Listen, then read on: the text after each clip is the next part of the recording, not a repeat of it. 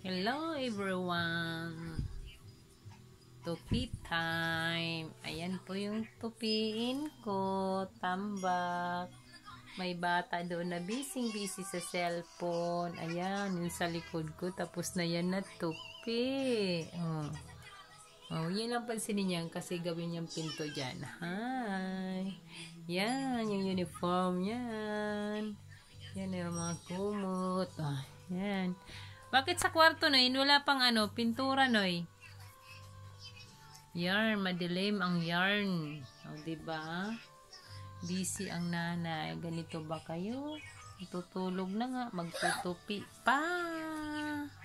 Busy pa ang nanay kasi kanina ay nagkakanta. Ayan, tapos ka na.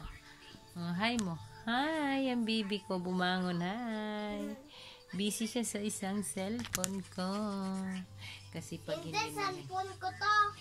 hindi mo siya bigyan ng cellphone, para siyang agukoy. Ano yung agukoy? Yung parang crabs yan sa tabing dagat. Tahimik, bibi. Yan, ganun siya.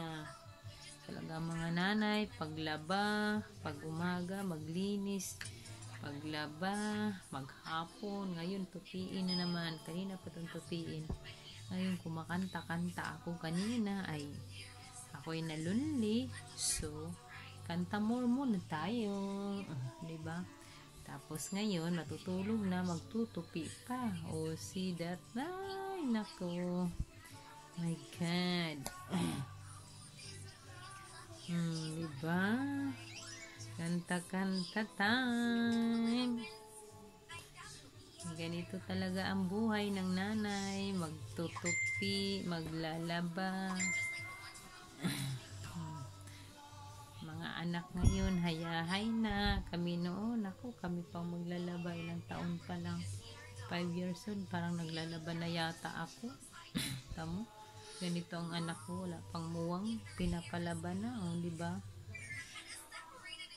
Kasi mahirap lang ang buhay, di mo naman masisi, ang mga magulang mahirap lang sa buhay, kailangan mong gumalaw kasi sila naghanap buhay para sa pagkain, sa bigas, mahirap.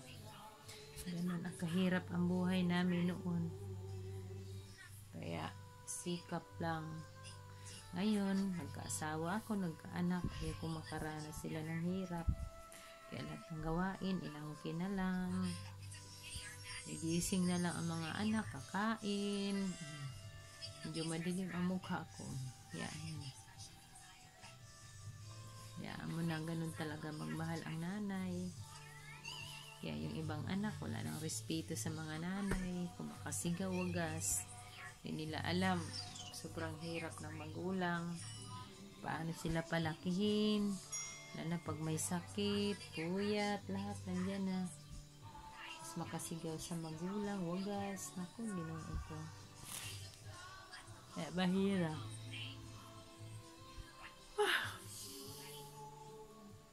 Hirap maging sitwasyon ng isang magulang. Kaya lang po. Bye-bye. Subscribe my YouTube. Rosana Casiano Vlog. Thank you po. Bye-bye.